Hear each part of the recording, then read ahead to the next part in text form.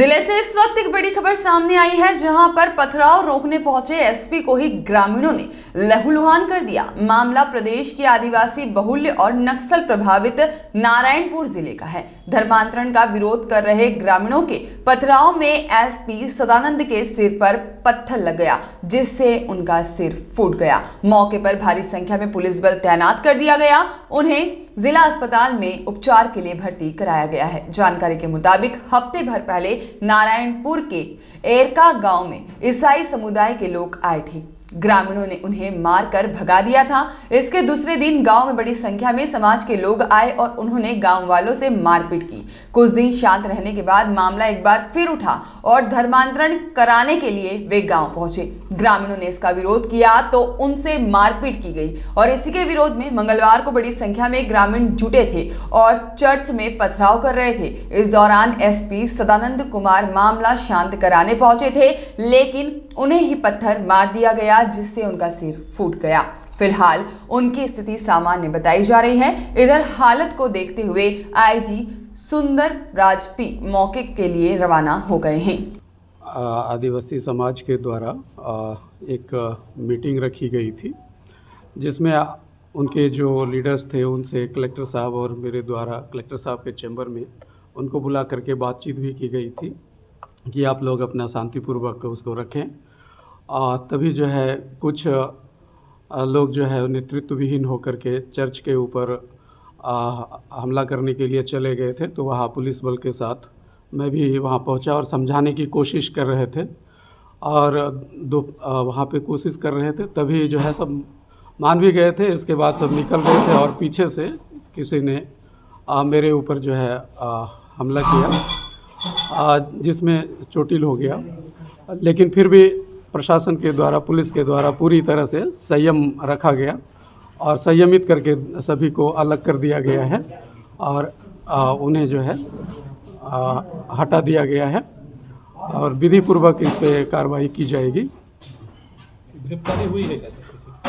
अभी विधि सम्मत कार्रवाई के लिए आगे करेंगे जो भी इसमें होगा।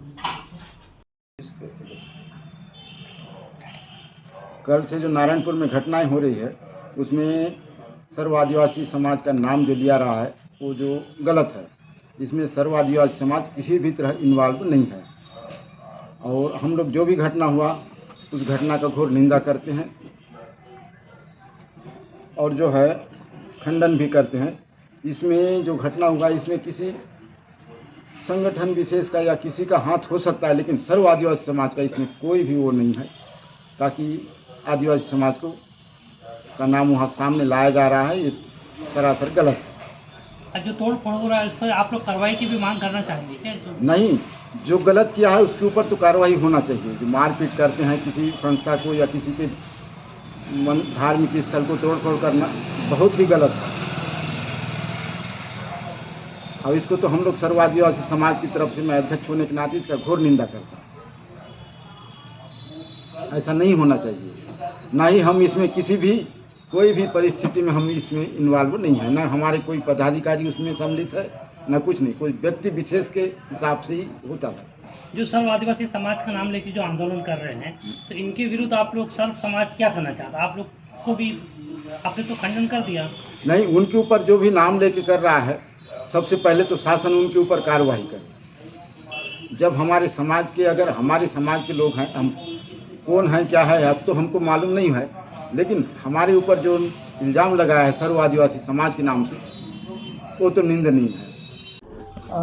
जिले के एक समुदाय के द्वारा आज यहाँ पे प्रदर्शन के लिए प्रदर्शन की योजना बनाई गई थी। उसके बाद उस समुदाय के कुछ सदस्य उग्र होकर स्थानीय चर्च को नष्ट करने की दिशा में बढ़े थे, लेकिन तभी पुलिस प्रशासन और जिला प्रशासन की वहाँ पे उसके अधिकारी की उपस्थिति में उन लोगों को समझाया गया, लेकिन समझाने के बावजूद भीड़ उग्र हो गई थी और फिर भी प्रशासन ने संयम से काम लिया और इस पूरे घटनाक्रम के दौरान जिले के एसपी साहब को सर में चोट आई है, जिसका यहाँ पे अभी एसपी साहब की स्थिति सही है और कुछ पुलिस वालों को भी चोट आई है।